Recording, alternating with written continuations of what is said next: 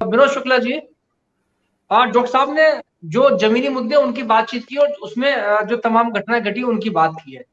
सवाल ये उठता है कि उत्तर प्रदेश के लिहाज से हम बात करें, क्या अखिलेश यादव इतने मजबूत हैं? हालांकि मैं उनकी पार्टी की कोई मैं तरफदारी नहीं कर रहा हूँ, उनकी पार्टी पे भी जातिगत राजनीति के सवाल हैं। नामी वो माई जो पॉलिटिक्स है मुस्लिम यादव। अब हालांकि अखिलेश यादव ने थोड़ा सा उससे अपने आप को इस बार थोड़ा मॉडिफाई किया है। अखिलेश यादव में कुछ उसमें बदलाव किया फॉर्मूले में, जिस फॉर्मूले से बीजेपी पहले जीती थी तो वो भी उसकी तरफ थोड़ा सा बढ़ते हुए दिखाई दे, छोटी छोटी जाति, लेकिन जाति की राजनीति करती रही है, इसमें कोई दो राय नहीं है। तो योगी आदित्यनाथ जैसा दावा करते हैं इतना विकास किया, और चूंकि केंद्र में नरेंद्र मोदी है, जाहिर सी बात है सपोर्ट मिलता है।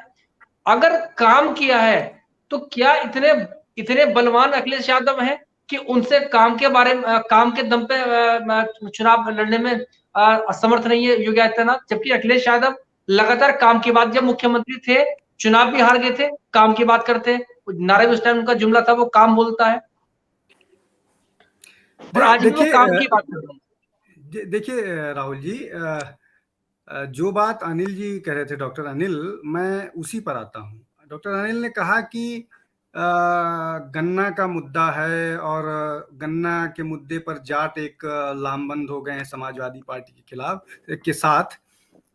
कोरोना का मुद्दा है, बेरोजगारी का मुद्दा है। मैं इन तीनों मुद्दों पर होता हूँ। समाजवादी पार्टी ने इतने संवेदनशील मुद्दे को आज तक, अब तक पूरे चुनाव में एक बार भी नहीं उठाया है कि इस मुद्दे को उठाए, ऐसे परिवार से जाके मिले जो इसका शिकार रहा हो। एक भी नहीं दिखा, किसी के वो नहीं गए।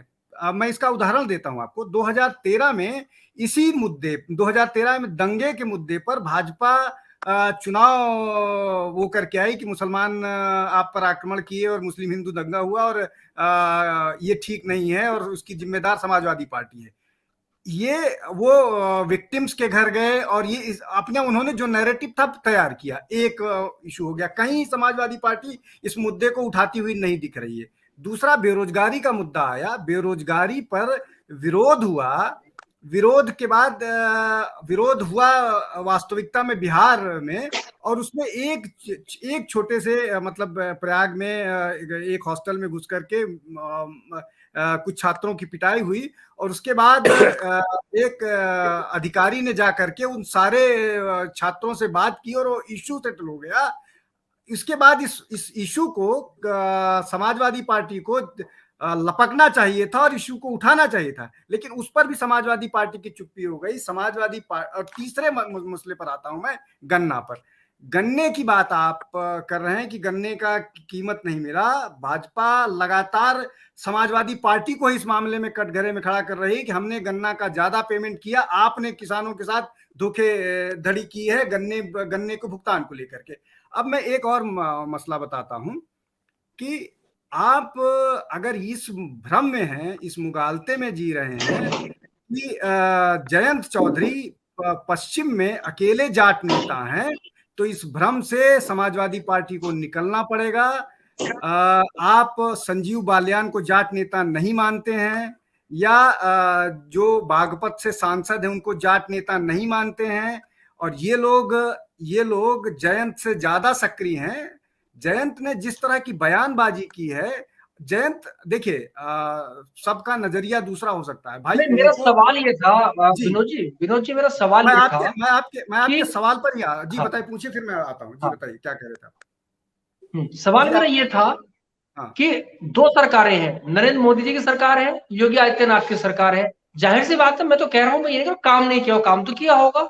काम पे क्यों नहीं क्या? और अखिलेश यादव जब मुख्यमंत्री थे, जैसा मैंने कहा कि जब हार गए थे चुनाव, वो पूरा काम पे लड़े थे जी। अपना लगातार, और अभी भी हाँ वो काम पे ही। गलतियां मैंने पहले दूध की दूरी समाजवादी पार्टी नहीं है, लेकिन फोकस आज भी ओरिएंटेशन उनका काम पे है। योगी नहीं, आदित्यनाथ मैं क्यों उसी पर हिम्मत आ नहीं रहा कर था ना। पाते? कि मैं उसी पर आ रहा था। देखिए, ये बातें हो गई जिन इश्यूज को समाजवादी पार्टी को उठाना चाहिए था, जिसपे भाजपा डिफेंसिव हो सकती थी, वो नहीं उठाए गए। अब आपकी बात पर मैं आता हूं कि जो जो बातें आप कह रहे हैं कि भाजपा काम पर नहीं बात कर रही है, भाजपा के बड़े नेता भले ही इस तरह की बात कर रहे हो, लेकिन जो उनका डोर टू डोर कैंपेन है, भाजपा रही छोटी बड़ी रैलियों या इस तरह के साथ साथ जो उनका डोर टू डोर कैंपेन है, वो सारा का सारा उनके गैस सिलेंडर से लेकर के उनका जो डीबीटी है या उनका जो हाउस घर है, इंफ्रास्ट्रक्चर को लेकर के उन्होंने जो काम किया है वो पहुंचाने का काम कर रहे हैं। और वो आपको शायद इस बात की जानकारी मैं बता दूं कि पश्चिम में आप कहिएगा, मैं आपको लिंक भेज दूंगा, पश्चिम में सिर्फ इस बात को कि भाजपा सरकार ने काम क्या किया है, 1.5 लाख स्वयंसेवक सिर्फ पश्चिम में, मेरठ जोन में जिसमें 12-13 जिले हैं, 1.5 लाख संघ के कार्यकर्ताओं को भाजपा ने लगाया हुआ है, जो डोर टू डोर कैंपेन करते हैं। उनके हर बार की जो स्ट्रेटजी होती है, और ये स्ट्रेटजी खाली पश्चिम की देखो है। ये उसके भी तो बाद बता रहे हैं ना, जो मेरे पास जानकारी है वो ये भी बता रहे हैं डोर टू डोर के, देख लो भैया वोट इनको देना, वरना फिर दोबारा वही हो जाएगा पुराना वाला मामला। नहीं, देखिए ये तो जो हम सुनना चाहें वो मेरी जो जानकारी है, हम तो जो जानकारी हासिल कर पाए हैं, जो जिन कार्यकर्ताओं से, जिन लोगों से मैं खबर, चूंकि मैं लिखता भी रहता हूं, मुझे बहुत सारी जानकारी होती है, मैं कॉलम्स भी लिखता रहता हूं, तो मैं लगातार संपर्क में रहता हूं। और मैं पश्चिम के इन जिलों की बात, वहां से मैं होके भी आया हूं अभी पिछले हफ्ते ही, तो वो इन चीजों की जानकारी दे रहे हैं। तो आप मैं जो कह रहा था ना कि आप लगातार कर क्या रहे हैं, उनकी मल्टी लेयर्ड स्ट्रेटजी में, उनकी मल्टी लेयर्ड स्ट्रेटजी में आप सिर्फ मुसलमानों को टारगेट करने में के चक्कर में पड़ गए, जो ऑलरेडी आपका था, कहीं नहीं जा रहा था। ये चुनाव पहली बार ऐसा है जब समाजवादी पार्टी जो 70% या 65% मुसलमानों का वोट पाती थी, इस बार का चुनाव ऐसा है जब समाजवादी पार्टी अब 85% तक, 80 से 85% तक मुसलमानों का वोट पाने जा रही है। उस परिस्थिति में जब ऑलरेडी मामला पोलराइज था, आप उसी में बह गए, आप भाजपा की रणनीति में फंस गए, और आप उन्हीं के पास जा रहे हैं जो आपके अपने थे। और जैसा मैंने पहले बोला कि स्वामी प्रसाद मौर्य अगर इतने ही स्ट्रांग नेता थे, तो उनको पडरौना छोड़ के दूसरी सीट पर क्यों जाना पड़ रहा है? इसलिए कि आप ऐसे लोगों करके लेके आए जो एक कॉन्स्टिट्यूएंसी के नेता थे, और वो भी अपनी कॉन्स्टिट्यूएंसी वो दूसरे पिगी बैक करते थे, दूसरे के कंधे पर चढ़ के जीतते थे। तो ये जो स्ट्रेटेजिक मिस्टेक कर रहे हैं, उसमें आप ठीक है। ये भाजपा को आप निश्चित तौर पर वो कीजिए, भाजपा पोलराइज करके चुनाव जीतती है।